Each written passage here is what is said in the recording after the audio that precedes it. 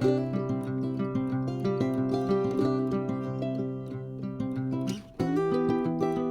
and welcome to the Bottom Line. I'm Pastor Paul Steele from Bethlehem Church in Austin, Minnesota. The Bottom Line is our weekly summary of the previous Sunday's sermon. And right now, we're in a sermon series called Living in Love, Light, and Truth as we look at the writings of John, 1 John, 2 John, and 3 John.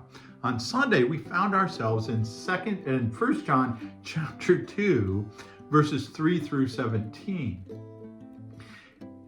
And I want you, as we dive into this, I want you to think about being a Navy pilot. And you're flying at night and a storm comes up. And then your navigational panel goes out and the lights in your cockpit short circuit. And you find yourself in complete darkness. There's no instruments to guide you. There's not even stars in the sky to help you. And almost as soon as you start to despair, you see down below you in the ocean this faint trail of light. And you realize that this is the bioluminescent plankton being stirred up by the aircraft carrier's wake. And you have hope because this is the way home.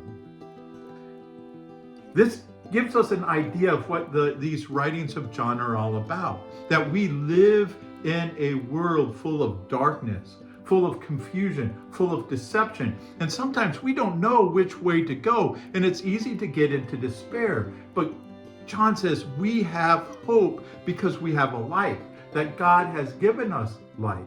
And that light is Jesus. And it's important for us to live in that light. And in this passage, John gives us 3 markers of how we can know that we're living in the light. And the first way we can know that we're living in the light is obedience. That we don't just claim to have a relationship with God, that we obey what He has commanded. That we are living our lives the way that Jesus lived His life. The second marker is love. That we are to love the way that God has loved us. John says that this is both an old command and a new command. It's old because it's in the Old Testament, right? It's love your neighbor as yourself. It's love the Lord your God with all your heart, soul, mind, and strength. But it's new because now we understand how we are to love. And our example of love is Jesus, and how Jesus was humble and how Jesus was sacrificial. That's how He loved, and that's the way we are to love.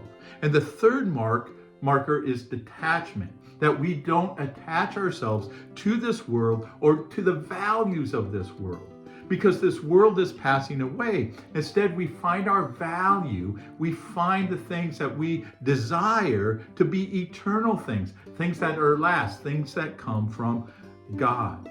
See, real faith shows up in how we live, obeying God, loving others, and chasing after, pursuing the things of heaven, pursuing things that are eternal and not just temporary. The big idea this week is this: genuine faith in God is proven not by empty claims, but by obedient living that mirrors Jesus' love, walking us out of darkness and into His light.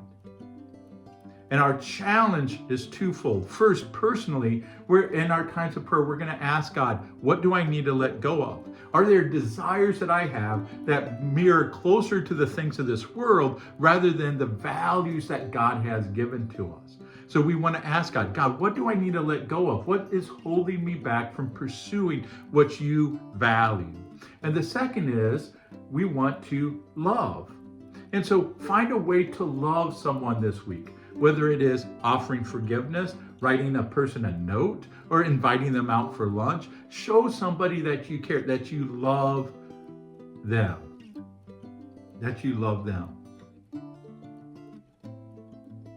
Evangelist D.L. Moody said, "The world reads the Christian, not just the Bible." And so it's very important for us to be conscious of that, to live our lives in a way that shines the light of Jesus into this world. Hey, Thank you for watching. Thank you for being part of Bethlehem. Have a wonderful rest of the week, and God bless.